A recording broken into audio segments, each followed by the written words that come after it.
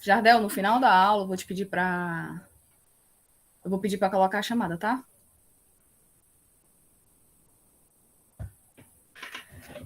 Pois bora lá, gente.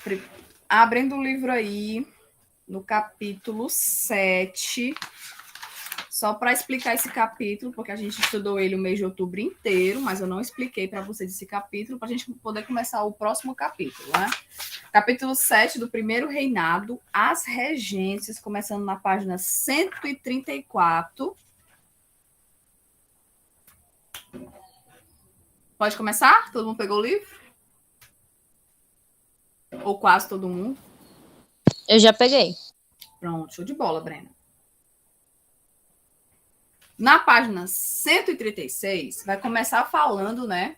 Esse capítulo, gente, vai começar a falar de como é que ficou o Brasil, como é que ficou e como é que ele começou a ser organizado depois que o Brasil ficou independente.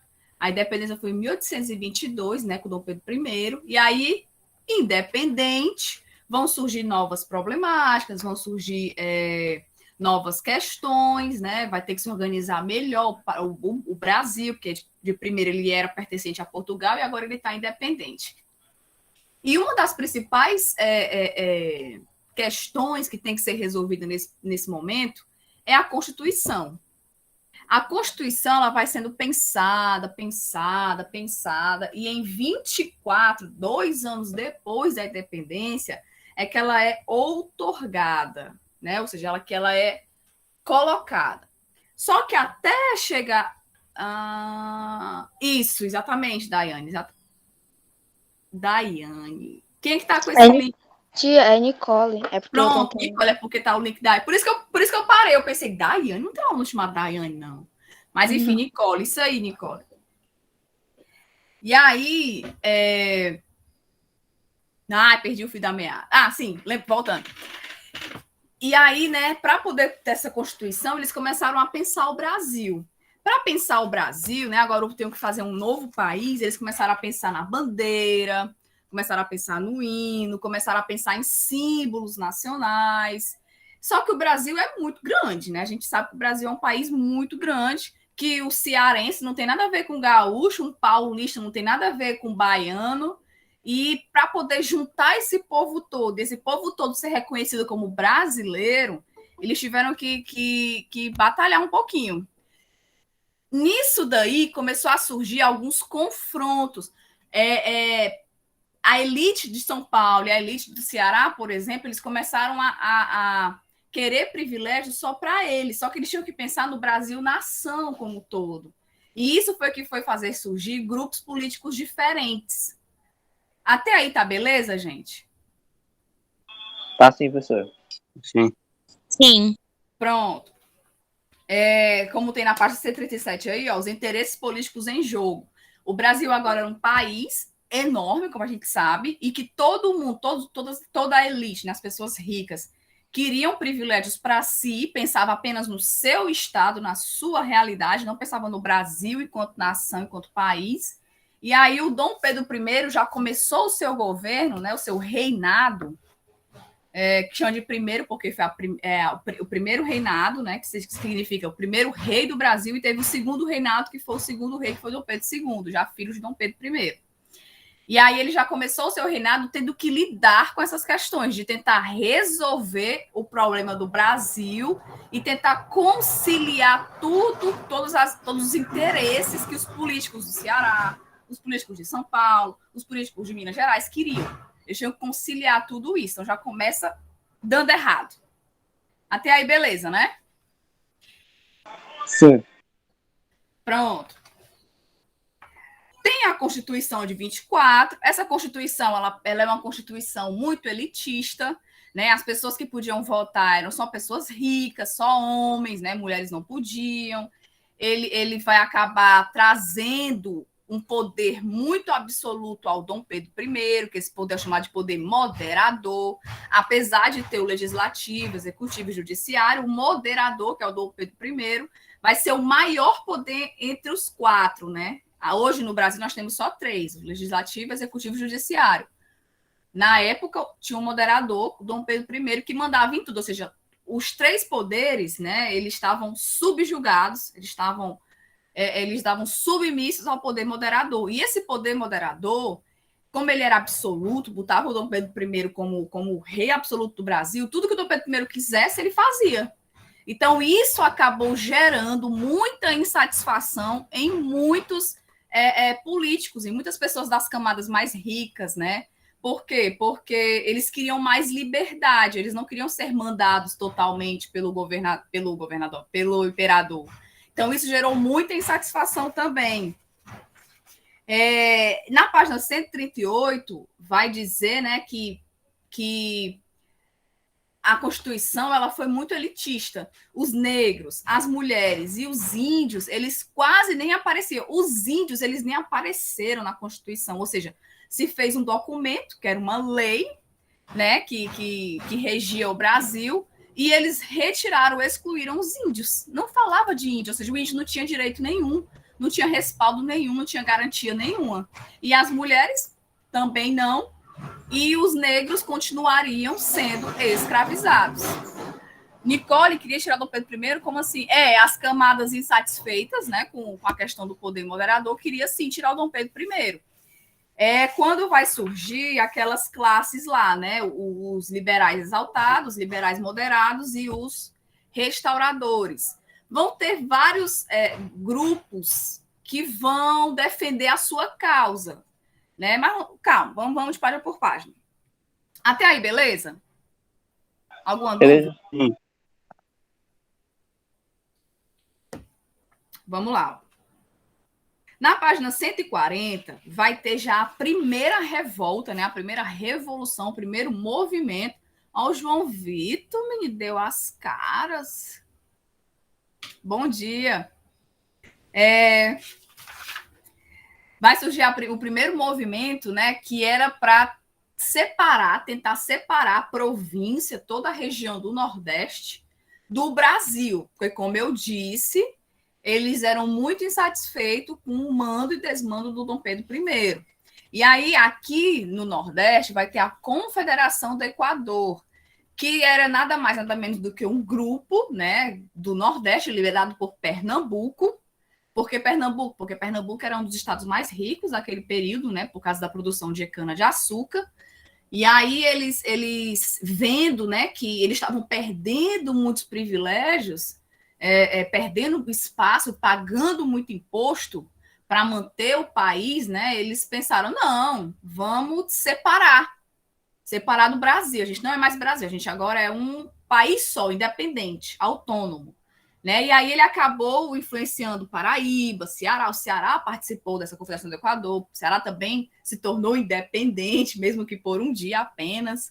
Né? Ou seja, ficou um país. Só que o Dom Pedro I, claro, né, para não descentralizar o seu poder, para não perder território, ele acabou pressionando a revolta, né, a Confederação do Equador, matando seus líderes, né, servindo como exemplo para que nenhuma outra pessoa, nenhum outro estado quisesse fazer tal feito, né, de se separar do Brasil. Só que isso não adiantou muito, e principalmente nos períodos regencial, que a gente vai já ver. Até aí, beleza? Sim, tudo certo. Pronto. Teve também, como uma das causas que também enfraqueceram o poder do Dom Pedro I, foi a questão platina. Foi quando eles perderam um território que era do Brasil, que estava em disputa entre Brasil e Argentina, né, disputando esse território que ficava após o Rio Grande do Sul. Só que na briga entre Brasil e Argentina, acabou que nenhum dos dois ficaram, apesar dos dois terem disponibilizado armas, pessoas, dinheiro, muita coisa, perderam muita coisa por causa dessa guerra. Apesar de tudo isso, nenhum dos dois ganharam. Quem ganhou foi a própria província que deixou de ser platina, cisplatina, e virou o Uruguai. Então, o Uruguai, o país Uruguai hoje, ele já foi pertencente ao Brasil e já foi disputado com a Argentina, né? E isso também enfraqueceu o Dom Pedro I. Foi uma das grandes derrotas também dele, né? De não conseguir nem ganhar uma disputa com a Argentina e perder o território.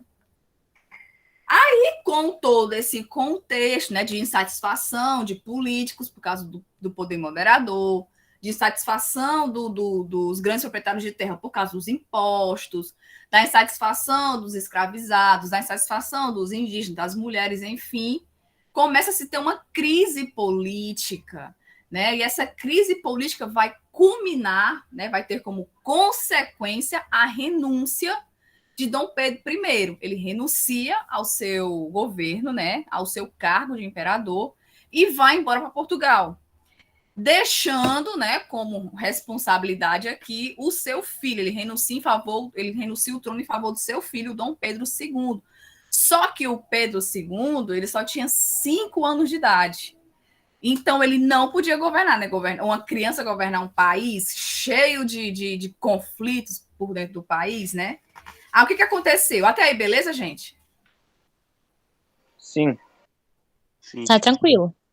Pronto. Como Nicole, o crime, ele foi incriminado de diversas formas, como tivesse matado, né, um jornalista na época que falava muito mal do governo. E aí esse jornalista foi morto, e aí acusaram Dom Pedro I, porque naquele período, pronto, é que nem hoje, gente, é que nem hoje. Tudo que acontece de ruim, não joga a culpa no presidente, né, apesar de ter muita coisa que ele faz ruim mesmo, né, não estou defendendo ele não.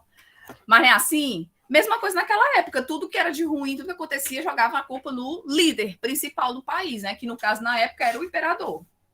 Certo? Nicole? Certo. Pronto. E aí, com o Dom Pedro II, o Dom Pedro I renunciou e foi embora, o Dom Pedro II ficou com 5 anos de idade, ele não podia governar porque ele era uma criança, ele nem entendia nada ainda. E aí, o que aconteceu? O país foi governado por regências, por regentes, né, para reger, para governar, para tentar manter o Brasil, o governo brasileiro, até a maioridade de Dom Pedro II. E aí nós tivemos algumas regências, né? Tivemos primeiro as regências trinas. O que é isso, tia? Que tinha 3 regentes, trina, e as regências unas, que tinha só um regente, certo? Primeiro teve uma regência trina provisória, né, que era mesmo ali para ensaiar como é que seria esse governo, né? E depois teve a regência trina permanente. Só que neste período, gente, foi que mais surgiu revoltas em todos os cantos do Brasil, né? No Nordeste, no Norte, no Sul, e no Centro-Oeste e no Sudeste. Teve várias revoltas. As regências... não, Nicole. As regências, elas surgiram depois que o Dom Pedro I saiu, renunciou. Certo? Foi depois. Elas serviram para tampar o buraco da falta de Dom Pedro I, certo?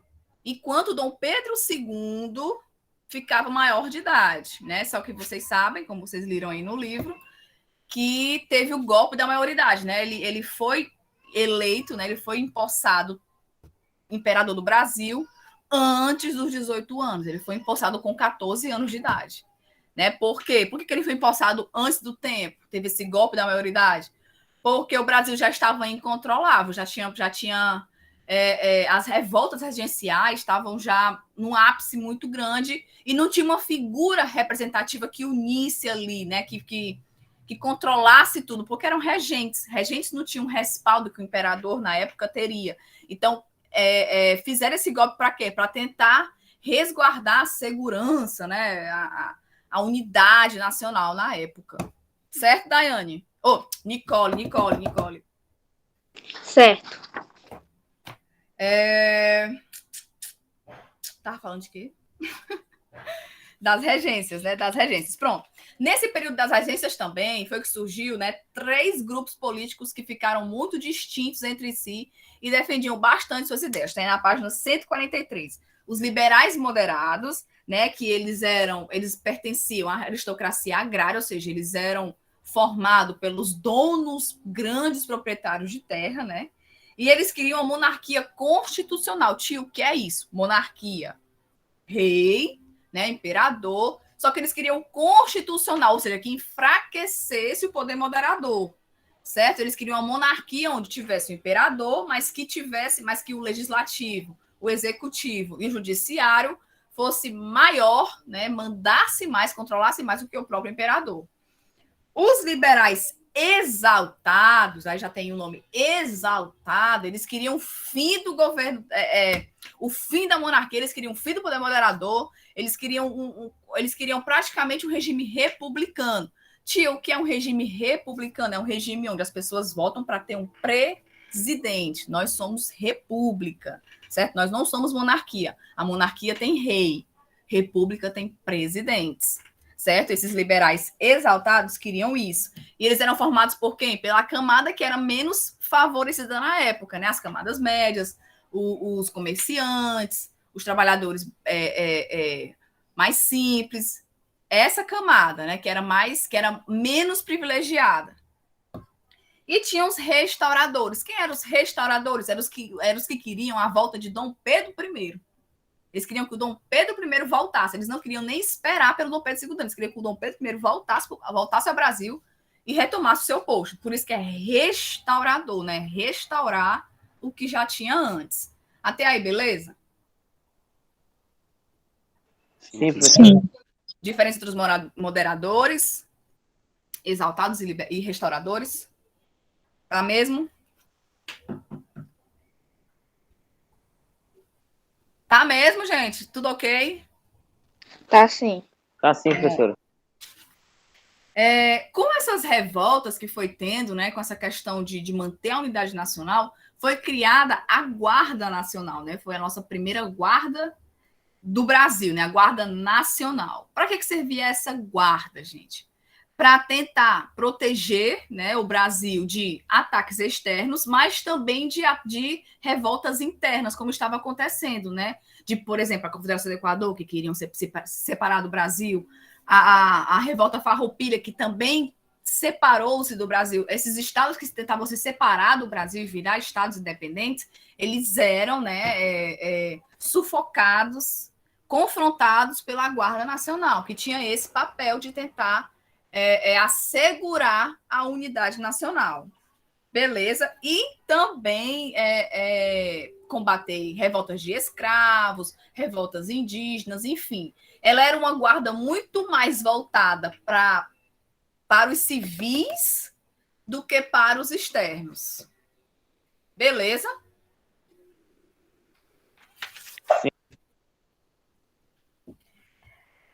Na página 144, vai falar do ato adicional de 1834. Gente, ó, tinha a Constituição de 1824.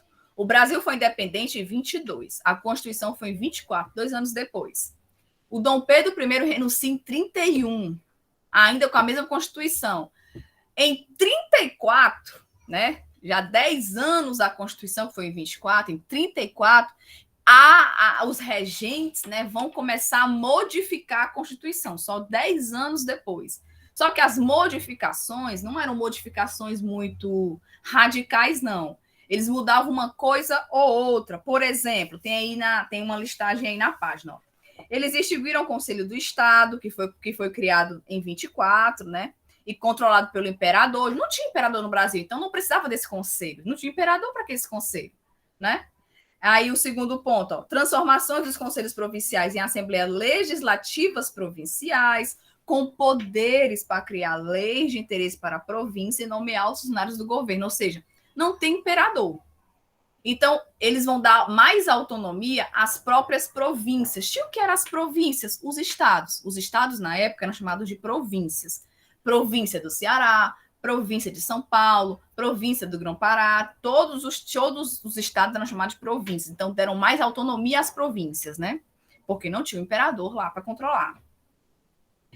Substituíram a regência trina, que era que tinha 3 regentes, pela regência una, um só regente, justamente para dar um respaldo maior a uma figura só, né? Por que a gente não tem 2 presidentes? Porque é como se um só controlasse melhor por ele ser ele sozinho. Não tem uma disputa entre 2, não tem uma disputa entre 3. É ele sozinho, então ele leva a culpa sozinho também. Certo? E, por último, tem ponto aí, né? Criação de um município neutro no Rio de Janeiro, separado da província do Rio de Janeiro para ser a sede da corte. Porque nesse período a capital já tinha sido levada de Salvador. Salvador foi a primeira capital do Brasil, já tinha sido transferida para o Rio de Janeiro.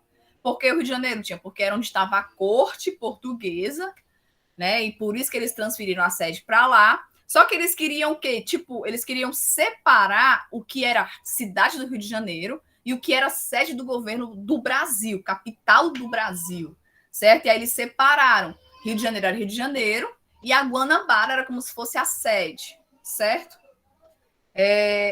Para poder ter, assim, aqui é interesse do Rio de Janeiro e aqui é interesse da nação, do Brasil, certo? Certo? Separaram por isso. Para quê? Para que as outras províncias, os outros estados não se sentissem assim, só fazem lei para beneficiar o Rio de Janeiro, porque o Rio de Janeiro é onde está a sede do governo. Para poder não ter mais esse bafafá entre os estados, né? Que tudo que fazem para o Rio de Janeiro, separaram. Rio é Rio, sede da corte é sede da corte. Beleza? Beleza. Sim, professora. Show. Tô só para ver se vocês estão dormindo aí. Oi, meu amor. Era no Rio de Janeiro também. Era no Rio de Janeiro também, Nicole. Mas era como se fosse um... Pronto, Brasília. Brasília está dentro de Goiás. Mas Goiás é Goiás, Brasília é Brasília. Mesmo que Brasília esteja dentro do território de Goiás. Certo? Pronto. Só que esse ato adicional de 34, ele continuou deixando excluído mulheres, escravizados e os indígenas. Ou seja, eles só melhoraram alguns aspectos para quem reivindicava muito, que era justamente a elite, mas a galera que era excluída continuou sendo excluída. Então, era uma reforma que não era tão reformadora assim. Ok.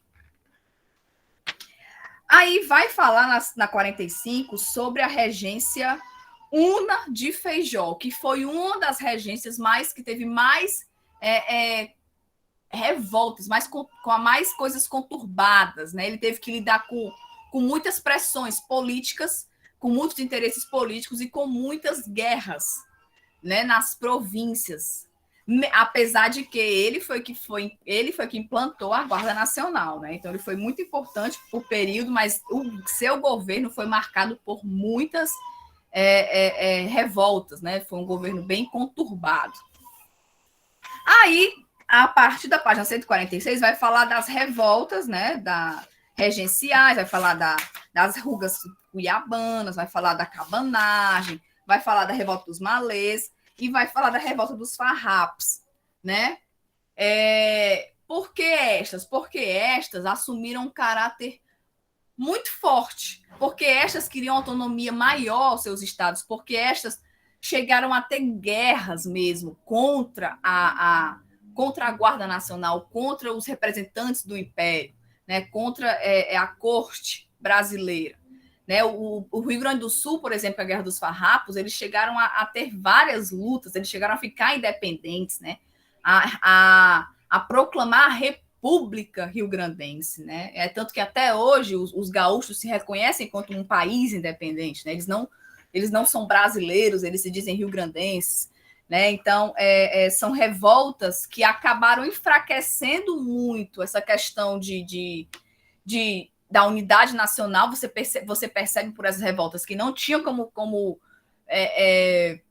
dizer que um cearense é a mesma coisa de um gaúcho, não tinha como, né? Mas que podia se criar alguns símbolos assim, que tornassem, que fizesse assim, eu sou cearense, meu país é o Ceará, mas eu sou brasileiro porque eu falo português, mas eu sou brasileiro porque eu gosto do futebol, da seleção, nem gosto, né? Seleção real mal pai. Eu sou brasileiro porque, sei lá, eu gosto de comer feijoada, eu gosto de samba. Tinha que criar símbolos que fizessem o brasileiro ser reconhecido enquanto brasileiro, já que o seu estado era mais forte, né? O ser cearense é mais forte, ser gaúcho é mais forte, ser baiano é mais forte do que dizer eu sou brasileiro, né? Então, foi por isso também.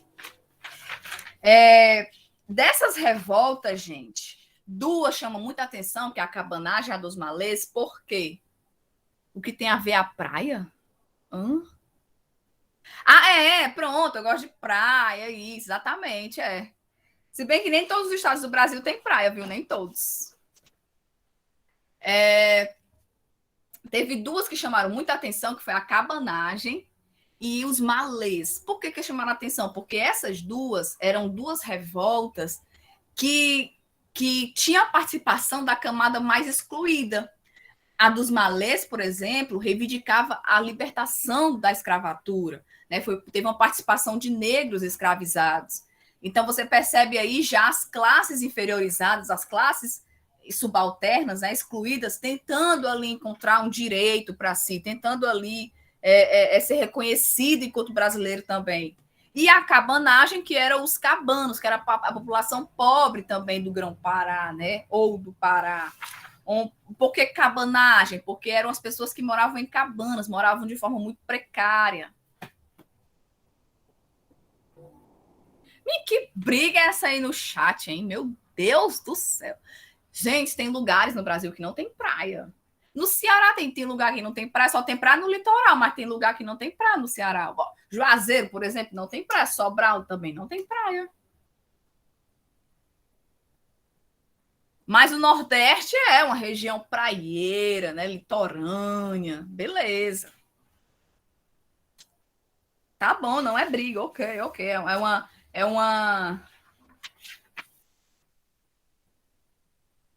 É uma discussão interna aí, né?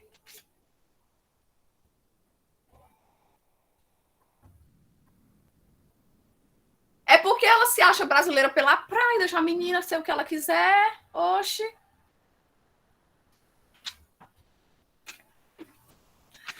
Vai, vamos lá, continuando. Né? Então, essas duas, cabanagem e os malês, têm essa participação das camadas mais baixas da sociedade. Já os farrapos, tinha esse nome farrapos, né? Pela questão das roupas, mas a revolta dos farrapos foi uma revolta muito elitista, né? Era dos grandes produtores de carne, né? De grandes criadores de bois, né? Os agrários. Então, eram só os ricos ali que pegavam as pessoas das camadas baixas, prometendo muitas coisas. Por exemplo, eles prometeram, inclusive, que iriam libertar seus escravos. E os escravos participaram bastante. Mas, quando foi ao fim da revolta dos farrapos, eles não foram libertados, né? Então, já gerou uma revolta também aos negros dessa época, né? Como tem na página 151. Outra coisa interessante também é a questão da punição dada a cada revolta. Né? A dos malês e a cabanagem, os líderes foram mortos. Né? Por quê? Porque era a população da camada mais baixa, média e baixa. Farrapos, não teve um líder que foi punido com morte, não. Por quê? Porque eles eram ricos. Né? Então, até a própria punição denota, né, demonstra a questão elitista do período. Beleza, gente? Sim, professora. Saí como ocupada, é? Nas últimas páginas, 152 e a 153, né, vai falar sobre o golpe da maioridade, que eu até já expliquei aqui, né, que por causa dessas revoltas, né, dessa descentralização, dessas confusões que estavam no Brasil, foi necessário, foi exigido a maioridade do Dom Pedro II para que ele, com a sua figura, né, de imperador, tentasse ali apaziguar, né, o Brasil. República Rio-Grandense, isso foi quando eles instauraram, se separaram do Brasil e se proclamaram independentes. A República era Rio-Grandense.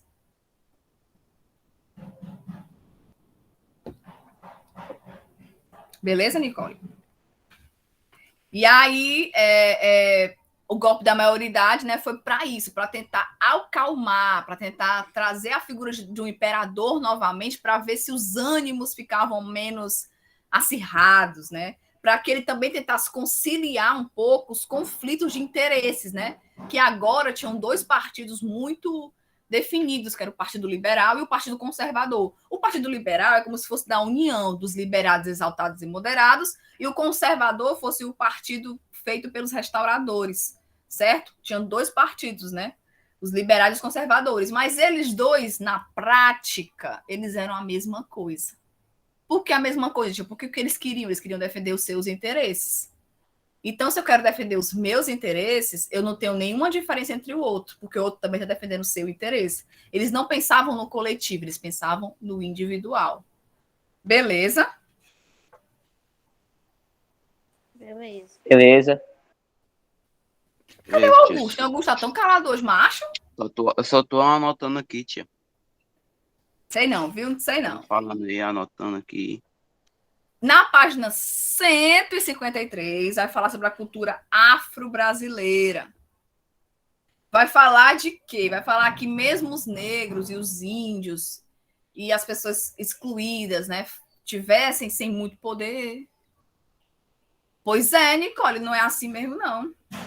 Tá muito quieto hoje, tá muito quieto. Vai falar principalmente sobre os escravizados, né, que o Brasil ficou independente, mas eles não foram libertados, eles foram libertados depois, já chegando na República. E aí vai falar sobre a questão da cultura que eles trouxeram para o Brasil, né? Da questão da capoeira, da questão das danças, da questão das religiões, na questão dos jogos, né, que eles faziam, enfim, dos rituais que eles faziam, sim, do candomblé também. Então, eles vai falar aqui, vai fazer uma homenagem aqui à participação cultural dos africanos, né, dos afros brasileiros nesse período, né, que resistiram bastante. A gente tem muita coisa que veio dos negros escravizados do Brasil, né, e vai fazer essa homenagem aqui aos negros, né, falar sobre como é que eles eram, né, na época, mesmo que eles fossem tão punidos, tão maltratados, tão excluídos da sociedade, de como eles resistiram, como a cultura deles foi um ato de resistência, né, de que não, nós existimos, ó a capoeira aí, é nossa, a feijoada aí, era nossa, e vocês aí, os brasileiros, tomaram, né, para si, incorporaram a cultura. Então, isso também era uma resistência deles contra a exclusão que eles tinham. Deu para entender? Eu, tia. Deu sim, tia. Pronto. Vocês têm alguma dúvida desse capítulo? Tem? Porque agora vai começar o próximo capítulo, que é o